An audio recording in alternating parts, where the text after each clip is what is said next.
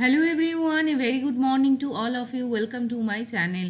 বেশ কিছুদিন পর আজকে আবার সময় করে উঠতে পারলাম এই এডিটোরিয়াল ভিডিও অ্যানালিসিসটাকে তোমাদের সামনে উপস্থাপন করার। আজকে আগস্ট মাসের 6 তারিখ 2025 সাল। আজকের দিনে দাঁড়িয়ে আমরা হিন্দু নিউজ পেপারের যে ইম্পর্টেন্ট এডিটোরিয়াল কী কী ডেলি নিউজ আছে তার কমপ্লিট হলিস্টিক অ্যানালিসিস করব। তার সাথে থাকবে ওয়ান লাইনার কারেন্ট অ্যাফেয়ার্স, যেটা তোমাদেরকে ট্রুলি হেল্প করবে to get acquainted with the modern pattern of the question, যেটা কারেন্ট অ্যাফেয়ার্স থেকে পরীক্ষায় করা হয়ে থাকে। তাহলে দেরি না করে শুরু করা যাক আজকের daily news and editorial analysis.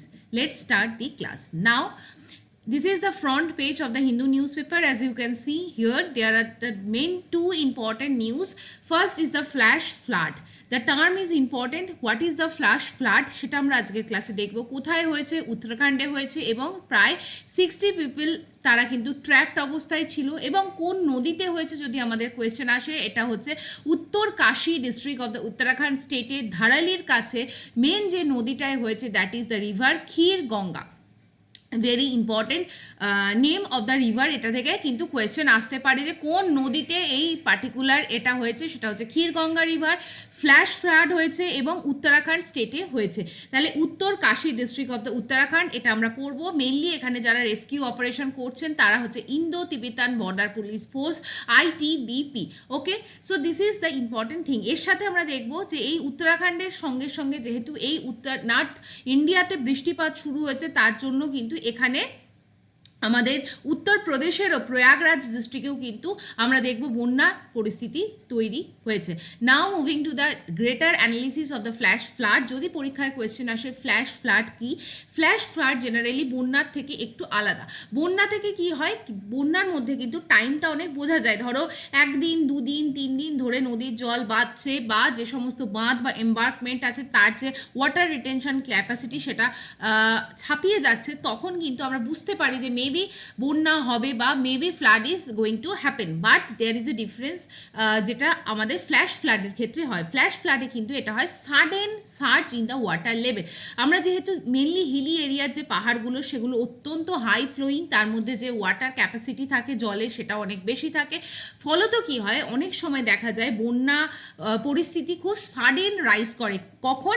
যখন কিন্তু একটা ইন্টেন্স স্পেল অফ রেন বা ইন্টেন্স বৃষ্টি হয়, তখন দেখা যায় যে নদীর যে ক্যাপাসিটি সেটা হয়তো খুব সাডেন বেড়ে যায় এবং নদীর যে ফ্লো ডাউন দ্য হিল সেটা কিন্তু অনেক বেড়ে যায় এবং এটা একটা ডিস্ট্রাকটিভ ফ্লাড সিচুয়েশন তৈরি করে। মেনলি এটা একটা হাইলি লোকালাইজড ইভেন্ট হয়। কোনো একটা জায়গা দিয়ে যখন নদী বেরোচ্ছে সেখানে যদি পার্টিকুলার বৃষ্টি হয়, শর্ট ডিউরেশন নোটিসে এই হাই পিক ফ্লাড চলে আসে এবং দেখা যায় পার্টিকুলার এটা জিওগ্রাফিক্যাল অ্যাসপেক্ট যে ফ্ল্যাশ ফ্লাড কখন আমরা তাকে বলবো এটা ফ্ল্যাশ ফ্লাড, যখন বৃষ্টি হওয়া থেকে বন্যা হওয়া পর্যন্ত এই যে সময়ের duration only less than 6 hours, অর্থাৎ 6 ঘন্টার মধ্যে কিন্তু বৃষ্টিপাত হয়েছে এবং 6 ঘন্টার বৃষ্টিপাতে কিন্তু পিক লেভেলের ফ্লাড এখানে এসছে।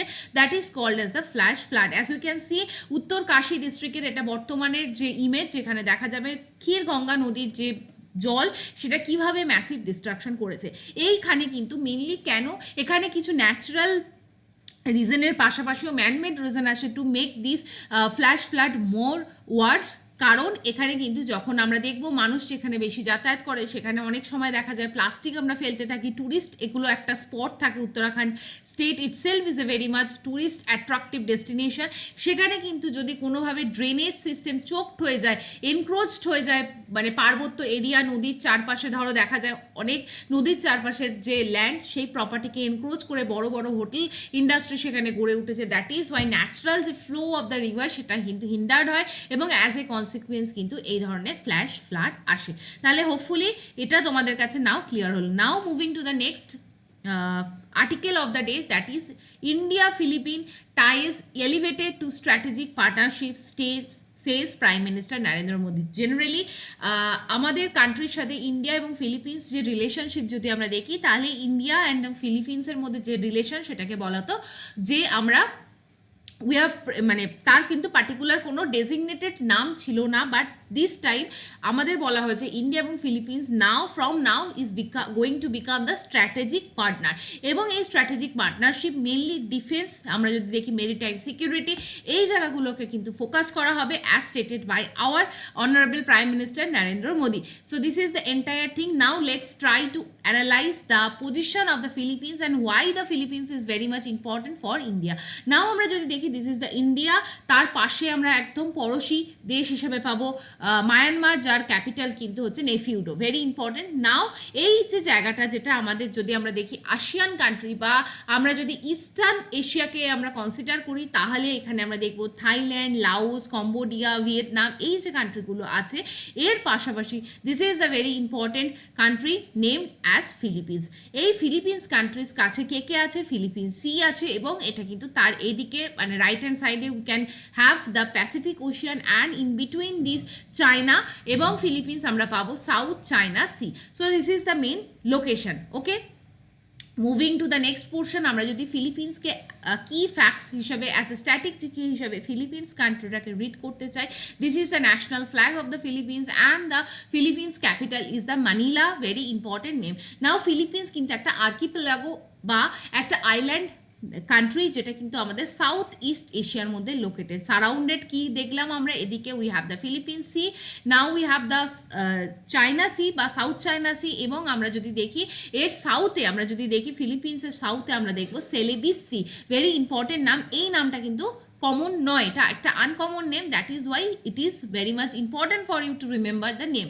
নাও আমরা যদি দেখি ফিলিপিন্স হচ্ছে একটা আইল্যান্ড, যার মধ্যে প্রায় 7,000 মোর দ্যান 7,000 এখানে আইল্যান্ড আছে, যার মধ্যে আমরা যদি দেখি মানে লার্জেস্ট সেটা হচ্ছে লুজন এবং হচ্ছে মিন্দানাও, এই আইল্যান্ডটা হচ্ছে ফিলিপিন্সের লার্জেস্ট আইল্যান্ড। নাও ফিলিপিন্সের ক্যাপিটাল সিটি হচ্ছে মানিলা, যেটা কিন্তু এই যে লুজন আইল্যান্ডের মধ্যেই কিন্তু লোকেটেড। ওকে, নাও ফিলিপিন্সের যদি আমরা হাইয়েস্ট পিক দেখি, সেটা হচ্ছে মাউন্ট আপো is the highest peak of the Philippines, যেটা হচ্ছে মিন্দানাও আইল্যান্ডের মধ্যে লোকেটেড, এবং এটা একটা অ্যাক্টিভ ভলকানো। ফিলিপিন্স একটা ট্রপিক্যাল ক্লাইমেট এরিয়া, এখানে হিউমিড এবং হাই টেম্পারেচার বিলং করে, এবং ফিলিপিন্স কিন্তু কনসিডার করা হয় ওয়ার্ল্ডসের মোস্ট বায়োডাইভার্স হটস্পট হিসাবে। নাও আজকের দিনে যে আলোচনা, সেখানে আছে ইন্ডিয়া এবং ফিলিপিন্স রিলেশনশিপ। ইন্ডিয়ার রেসপেক্টে ফিলিপিন্স এবং ফিলিপিন্সের রেসপেক্টে India is very very significant, এবং ইন্ডিয়া এবং ফিলিপিন্স এই দুটো, এটা both are the two democratic country, that means by the people, for the people, of the people. Now এটা ইন্দো প্যাসিফিক রিজিয়নের মধ্যে অবস্থিত, এবং they share the common goal, common intention to prosper in the region of the Indo Pacific, এবং সেখানে যাতে free, open এবং stable region আমরা গড়ে তুলতে পারি, that is the main motto of the two country, India and the Philippines. Now political relationship আমরা যদি দেখি, ইন্ডিয়া এবং ফিলিপিন্স কিন্তু ফর্মালি স্ট্যাবলিশ করেছিল official diplomatic relationship from the very time of the inception time, যেটা হচ্ছে 26 November 1949। এই 26 November আমাদের দেশে আমরা কি ডে সেলিব্রেট করি? আমরা কনস্টিটিউশন ডে কে সেলিব্রেট করি। নাও এরপর থেকে আমরা যদি দেখি, ইন্ডিয়া ফোকাস করেছিল লুক ইস্ট পলিসি, অর্থাৎ পূর্বের দিকে তাকাও, এই পলিসি, এবং ইন্ডিয়া কিন্তু যে part of the ASEAN nation 1992-তে কিন্তু এটা কিন্তু সাইন করা হয়। আসিয়ান নেশনের যে main full form, that is the Association of Southeast Asian Nation. Now act east policy 2014-এ ডিপ্লোম্যাটিক্যালি আমাদের কান্ট্রির তরফ থেকে লঞ্চ করা হয়, যেখানে কিন্তু ফিলিপিন্সকে একটা most important trade partner, industrial partner এবং পলিটিক্যাল সিকিউরিটি পার্টনার হিসাবে ইন্ডিয়া কিন্তু গ্র্যান্ট করে। Coming to the next portion, that is the economic cooperation. আমরা যদি দেখি ইকোনমিক কোঅপারেশনে আমরা দেখব ফিলিপিন্স কিন্তু, আমরা যদি সাউথ ইস্ট রিজিয়ন দেখি, আমরা যদি আসিয়ান কান্ট্রির যদি গ্রাফ এবং ডেটা কালেক্ট করি, then India is currently Philippines' fifth largest trading partner, and also Philippines has been a net importer in the terms of the good trades and India. So that is why, in a nutshell, India is not only getting benefited from the Philippines, but Philippines is also getting benefited in terms of the economy, in terms of the trade, in terms of the import-export balance with respect to the country of India. Now defense sector, India and the Philippines recently signed the defense এবং security partnership which is present in today's newspaper also.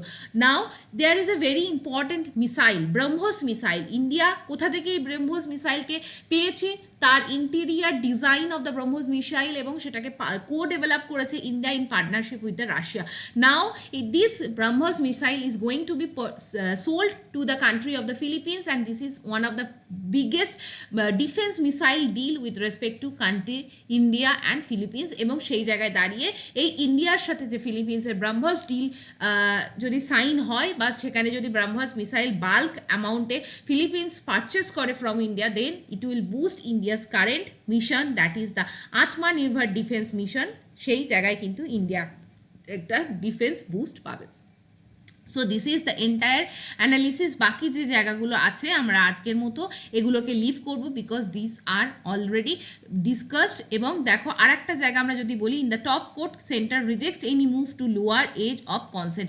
এটাকে just তোমরা একবার নিজেদের মতো করে read করো, বাকি জায়গাটা আমরা পরের পেজে দেখবো। নাও পরের আর্টিকেলে আমরা যদি দেখি সেটা হচ্ছে স্টেট পেজে কভার হয়েছে, and with respect to the Maharashtra to approach the Supreme Court to bring back the Kolhapur elephant.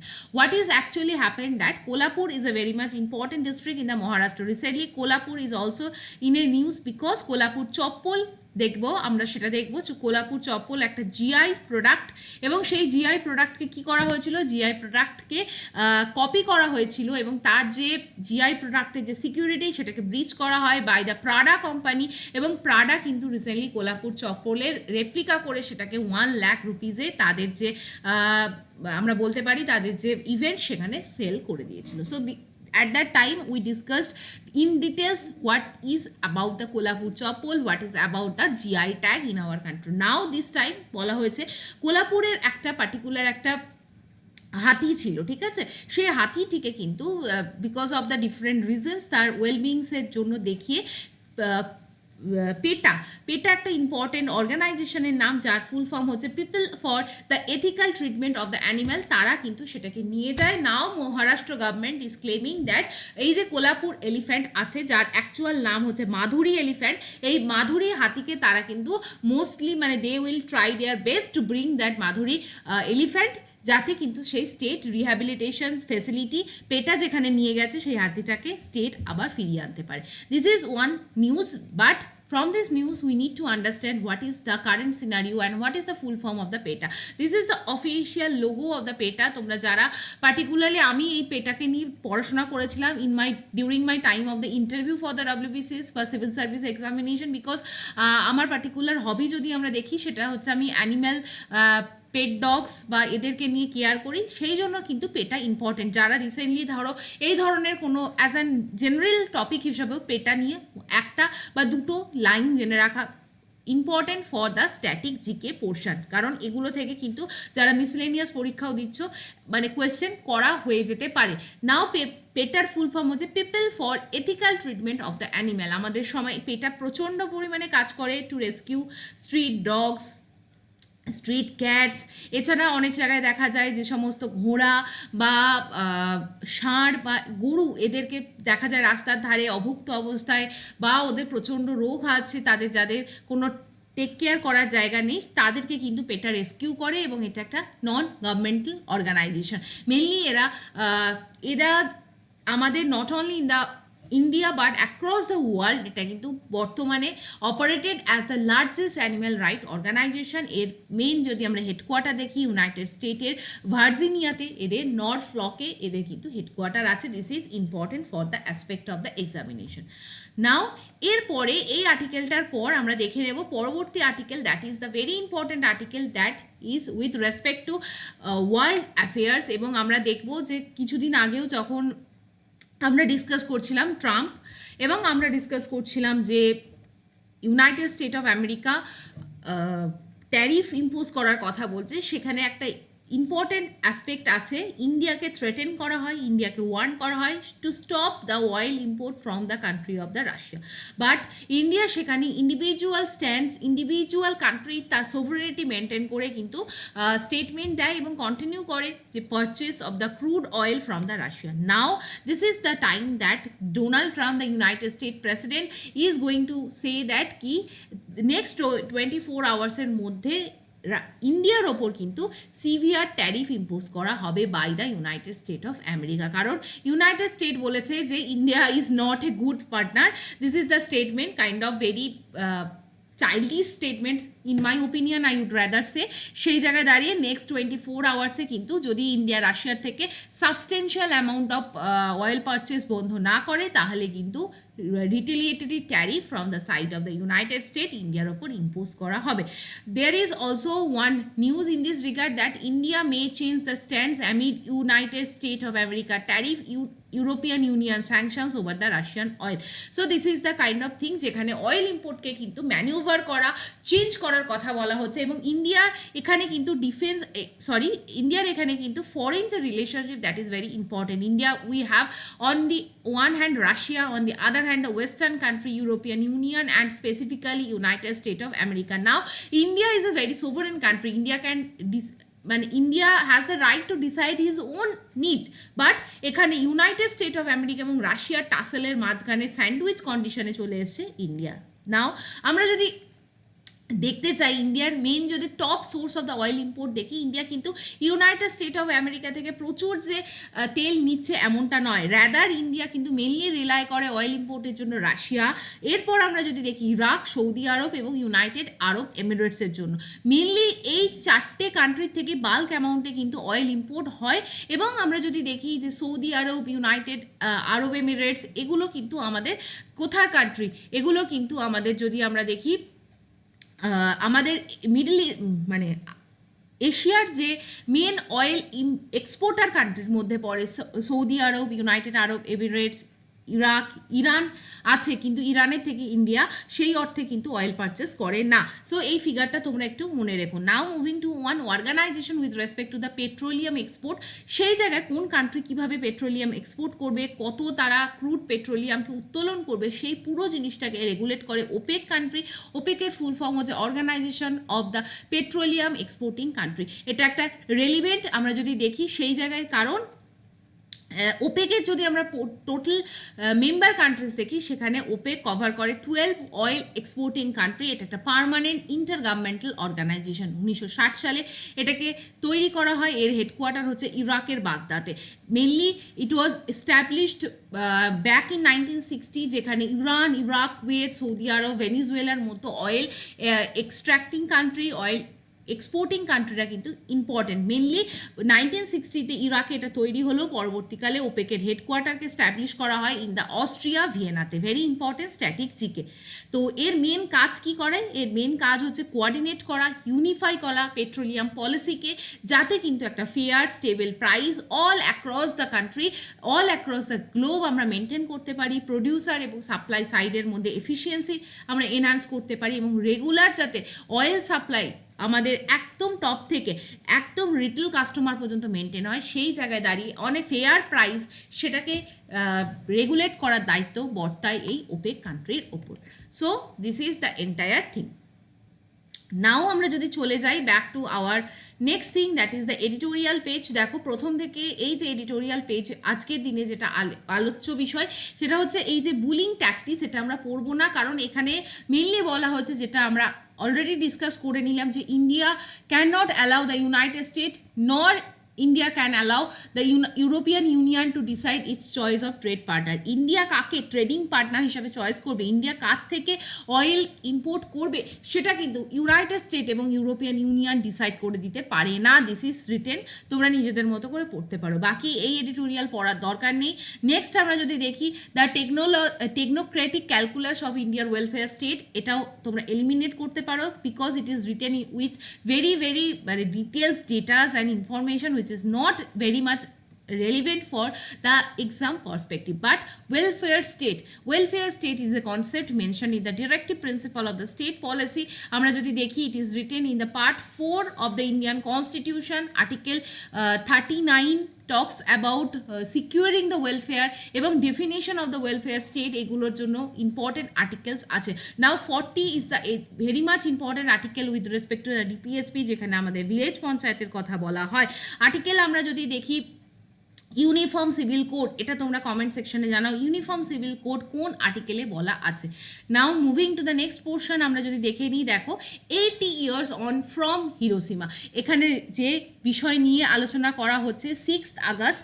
এই 6th আগস্ট যখন আমরা 1945-এ ব্যাক করি, তখন কিন্তু যে ভয়াবহ যে নিউক্লিয়ার ওয়ার হয় হিরোশিমাতে, সেই বিষয়ে এই এডিটোরিয়ালটা লেখা। But we don't need to know this kind of details about the Hiroshima. But আমরা যদি স্ট্যাটিক জিকের পয়েন্ট অফ ভিউ থেকে দেখি, আমরা দেখব এই যে হিরোশিমা এবং নাগাসাকির যে বিস্ফোরণ, which is related with the world war two, 1945 6th August and 9th August United State of America কিন্তু দুটো atom bomb Japan city Hiroshima এবং নাগাসাকিতে রেসপেক্টিভলি ফেলেছিল during the world war two. 6th August আজকের দিনে Hiroshima was attacked and 9th August কিন্তু just 3 days later আমরা দেখব 1945-এ ইউনাইটেড স্টেট অফ আমেরিকা আরও একটা পারমাণবিক বোমা নিক্ষেপ করে in the Japan city Nagasaki.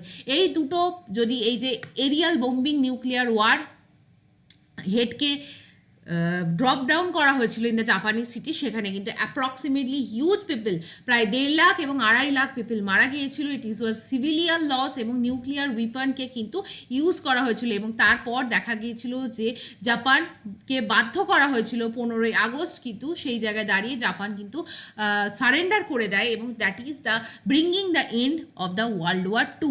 নাও আমরা যদি দেখি, if we concentrate our study with respect to this nuclear attack Hiroshima এবং নাগাসাকি, তাহলে দেখব জুলাই আগস্টে এই পরমাণু বোমাকে নিক্ষেপ করা হয়, কিন্তু জুলাই 1945-এ এই যে মিত্রশক্তির দ্বারা এই যে ম্যানহাটন প্রজেক্টের আন্ডারে কিন্তু এই দুটো অ্যাটমিক বোমকে তৈরি করা হয় এবং নাম দেওয়া হয় লিটল বয়, যেটার মধ্যে কিন্তু এনরিচ করা হয়েছিল ইউরেনিয়াম, মানে যে নিউক্লিয়ার ফুয়েলকে, ইউরেনিয়াম নিউক্লিয়ার ফুয়েলকে নির্বাচন করা হয়েছিল। অন্যদিকে ফ্যাটম্যানের মধ্যে কিন্তু প্লুটোনিয়ামকে ভরা হয়েছিল অ্যাজ আ নিউক্লিয়ার ফুয়েল। এবং এই যে ফ্যাটম্যান এবং নিউক্লিয়ার এবং এই যে লিটিল বয়, এই দুটো নিউক্লিয়ার উইপানকে জাপানের এগেনস্টে ইউজ করেছিল United State of America. Now try to solve this question asked in the West Bengal police SI examination.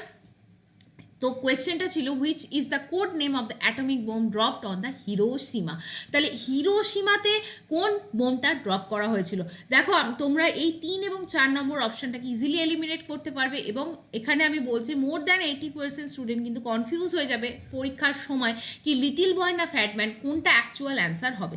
নাও আমরা যদি এর এক্স্যাক্ট ডিটেলসটা দেখে নিই, তাহলে আমরা দেখবো আগস্ট 6, মানে আজকের দিনে যে ডেটটা নিয়ে এই এডিটোরিয়ালটা এসেছিল, সেই 1945-এ আগস্ট 6-এ ওয়ার্ল্ড ওয়ার 2 চলাকালীন ইউনাইটেড স্টেট জাপানের হিরোশিমাকে অ্যাটাক করে। এবং হিরোশিমাকে অ্যাটাক করে কোনটা দিয়ে? লিটিল বয় দিয়ে। সেই লিটিল বয়ে কি ছিল? ইউরেনিয়াম ছিল। তাহলে আমরা এরকম পড়ে, মানে এই জায়গাটা আমাদের পড়ে রাখতে হবে, হিরোশিমার সাথে অবস্থিত লিটিল বয় এবং লিটিল বয়ের মধ্যে যেটা আছে ইউরেনিয়াম নিউক্লিয়ার ফুয়েল ছিল। নেক্সট আমরা যদি দেখি, এই যে লিটিল বয়ের পাশাপাশি যে 3 দিন পর নাগাসাকিতে যে বোমটা ড্রপ করা হয়, তাহলে 9th আগস্ট হিরোশিমায় ফার্স্ট অ্যাটাক হয় 6th আগস্ট, আর 9th আগস্ট অ্যাটাক হয় হচ্ছে নাগাসাকি।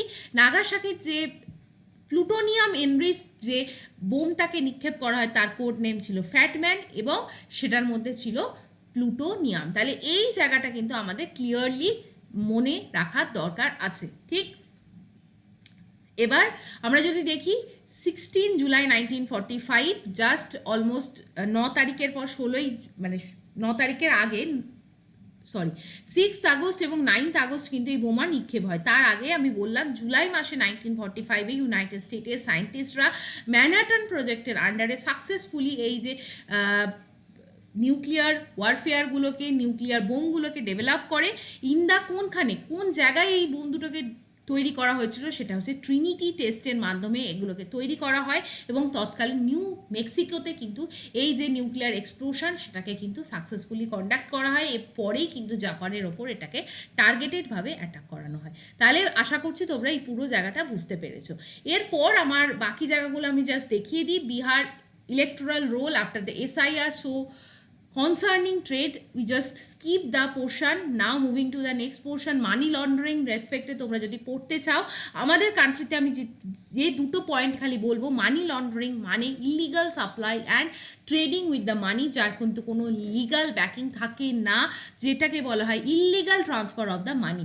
সেটার জন্য আমাদের কান্ট্রির যে অ্যাপেক্স অর্গানাইজেশন আছে সেটা হচ্ছে এনফোর্সমেন্ট ডিরেক্টরেট, সেটা কাজ করে to prevent the money laundering, এবং based on the act that is the prevention of the money laundering act, যেটাকে এনাক্ট করা হয়েছিল 2002 সালে। এরপরে যে জায়গাটা আমাদের একটা আলোচ্য বিষয়, সেটা হচ্ছে one important term, that is the necropolitics. Necropolitics এটা ওয়ান লাইনার বা ওয়ান ওয়ার্ড হিসাবেও পরীক্ষায় কোয়েশ্চেন করা যেতে পারে।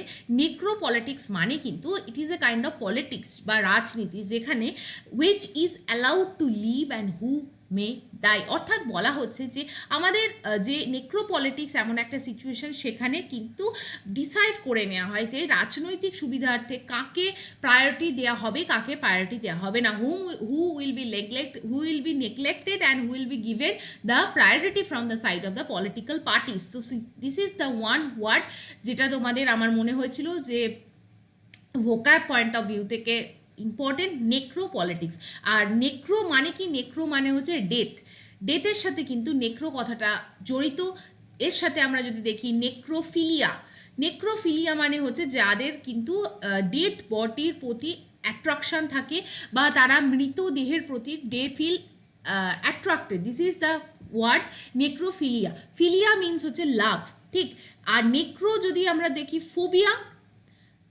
নেক্রোফোবিয়া মানে কি? নেক্রোফোবিয়া মানে হচ্ছে মানে ডেড বডির সম্পর্কে যারা ফিয়ার, যারা হয়তো ডেড বডিকে দেখতে পারে না, সেই যে রোগ বা সেই যে ফোবিয়া মানে হচ্ছে কিন্তু আতঙ্ক।